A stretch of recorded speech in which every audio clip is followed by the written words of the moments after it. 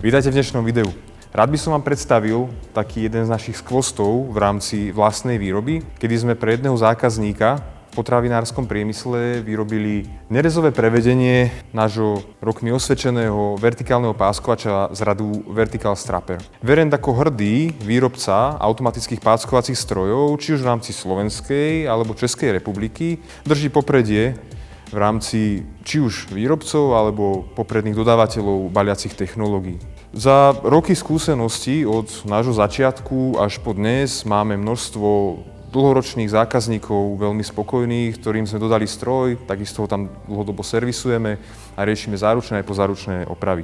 V rámci tejto našej celej doby máme veľmi dobré skúsenosti alebo referencie z betonárskeho priemyslu, z logistiky, z automotívu a takisto z potravinárstva. Ako som spomenul, jedným z tých príkladov tej spätnej väzby pozitívnej, ktorá sa k nám dostala, bol práve vývoj takéhoto nerezového prevedenia. Nie je to síce prvý nerezový stroj, ale dneska máme práve možnosť si takýto nerezový stroj ukázať v praxi, ako vyzerá, ako funguje. Tento konkrétny stroj alebo tento konkrétny model tohoto stroja ide do mäsokombinátu na balenie prepraviek s kuracím a hovedzím mäsom. Je v nerezovom prevedení, celonerezovom prevedení, práve z dôvodu odolnosti voči nečistotám, prachu a odolnosti voči korózii, alebo respektíve účinku čistiacich prostriedkov, s ktorými sa dané prostredie v danom momente pri nejakej sterilizácii čistí. Zvolili sme model Vertical Strapper práve z dôvodu, že toto koncepčné riešenie máme vyskúšané v betonárkach, kde je prach, nečistota, naozaj niekedy vlhké prostredie, niekedy naopak veľmi suché, tak vieme, že toto koncepčné spracovanie alebo vôbec funkčné spracovanie tohoto modelu stroja bude že na dlhé desiatky rokov. Pri správnej údržbe samozrejme. Máme tu stroj s pohyblivým horným rámom a s hornou páskovacou hlavou. Horná páskovacia hlava chodí podľa výšky palety a nastaveného programu hore-dole. Je tu ďalej točňa, vďaka ktorej viem paletu páskovať buď to jednoducho alebo krížovo. A takisto vďaka točni s valčekmi viem si paletu posúvať dopredu-dozadu a teda meniť páskovacie pozície presne tam, kde si zvolím. Poviem si, chcem 20 cm od začiatku, stroj si paletu posunie, zapáskuje 20 cm od začiatku.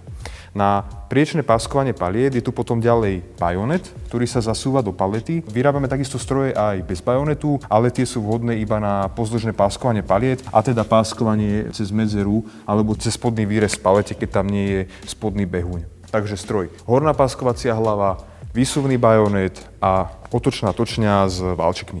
Tento stroj celý bude potom zasadený do automatickej, alebo teda do linky dopravníkových dráh, takisto v celonerezovom prevedení. Ovládané to bude cez rozvádzač, takisto v nerezovom prevedení, kde si cez programy budem nastavovať typ balenia pre jednotlivé palety. A aby som nezabudol, stroj je vybavený pozdĺžným pojazdom, kde je motor s encoderom a vďaka pohyblivej točni s valčekmi si viem zapáskovať paletu, či už priečne alebo pozdĺžne na každom jednom bode. Takže viem definovať presnú pozíciu viazacej pásky na palete.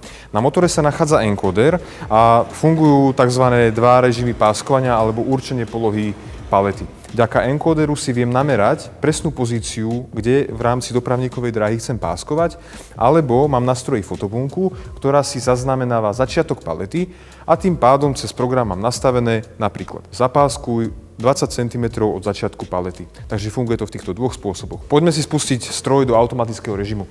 Pustím si ho cez ovládací panel. V bežnom prípade je dopravník alebo stroj ovládaný cez fotobunky priamo na dopravníku. Stlačím tlačidlo a stroj sa nám rozpohybuje.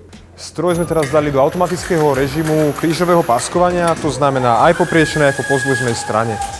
Vysunul sa nám bajonet, rám zišiel dole, vibračná páskovacia hlava teraz stiahla a zazvárala pásku.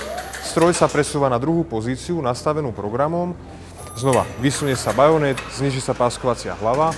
Je dôležité povedať, že samotné sťahovanie aj zváranie a dokonca aj napínanie vieme regulovať cez program.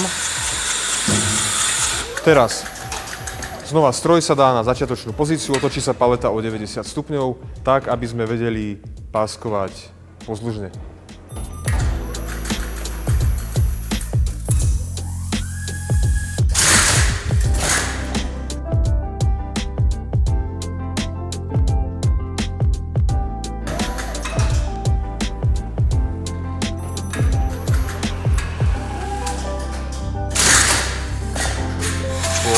Po poslednom zapáskovaní Mohli sme si ešte všimnúť, že bajonet, ako sa späť vysúval, tak mal urobené vyfúkovanie, aby sa nečistoty, ktoré sú v bajonete, vyfúkli von. Po zapáskovaní poslednej štvrtej pásky sa stroj dá do základnej pozície, takisto točne do základnej pozície, paleta ide spod stroja preč a vchádza do stroja ďalšia paleta. Takto fungujeme kontinuálne 24/7, stroju to nerobí absolútne žiadne problémy.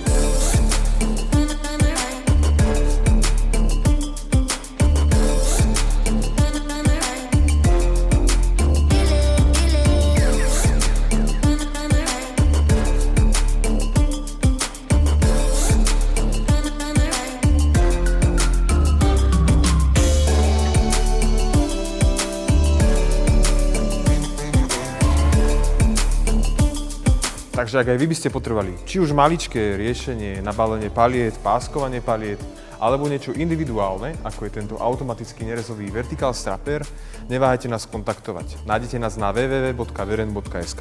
Tešíme sa na vás a ahojte.